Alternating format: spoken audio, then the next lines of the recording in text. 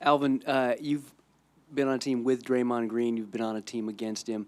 How does he get under the skin of opponents, and what effect did he have on the game tonight?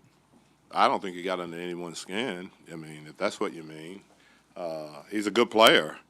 I mean, he gets under your skin because he almost has a triple-double. But other than that, I mean, our guys know who he is and what he's about, and so you just continue to play. You don't you don't let any of that affect your play or what you're trying to do.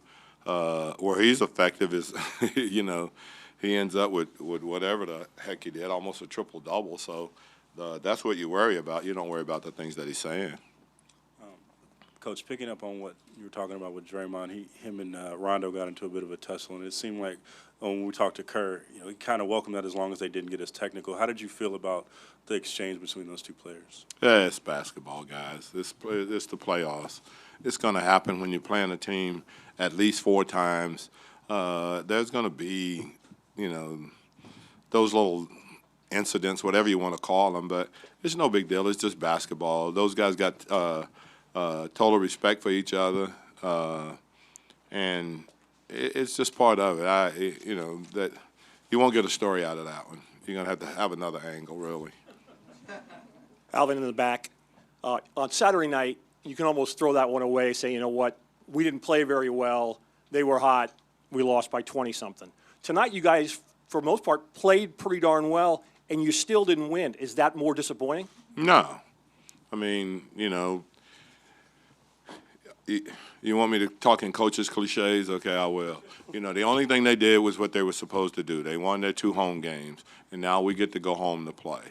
Obviously we played hard, and there was a lot of things that we improved on, and there's a lot of things that we got to continue to improve on. But, they still got to win 2 more games, and we have games at our place, and then, we got to find a way to get to the foul line. They've shot 59 foul shots. We've shot 20. And so we've got to find a way to get to the foul line. We did what we wanted to as far as taking the ball to the basket. We had 66 points in the paint. We had 39 fast break points. So that's all playing in our favor, and there's just a few things that we've got to continue to get better at. Coach, right here. Coach.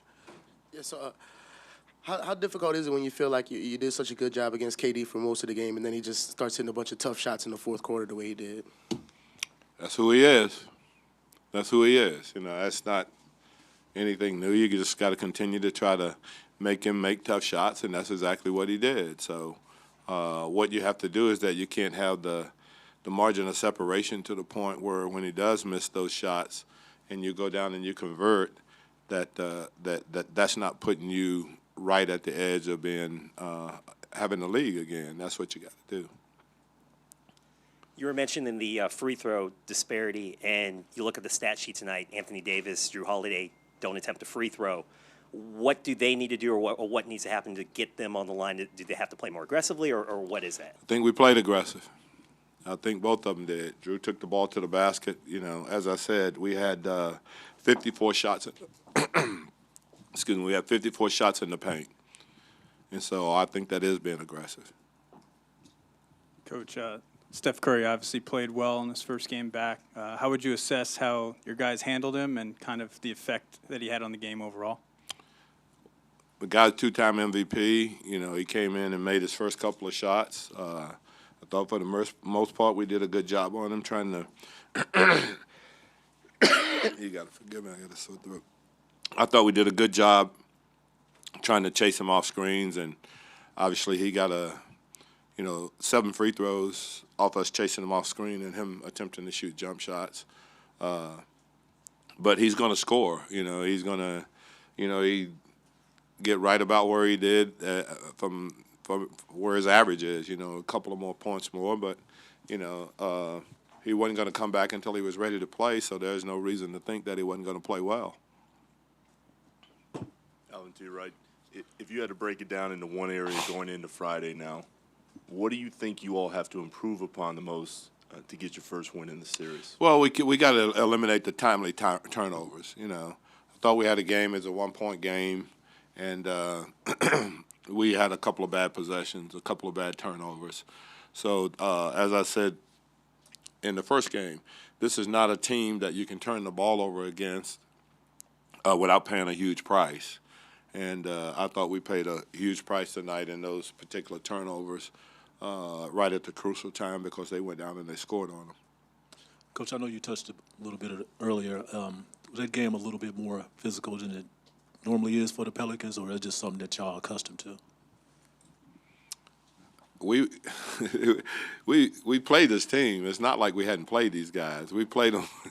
We've now played them 6 times. Okay, so there's not anything new that comes out of it, and we play in the West, and so it's a physical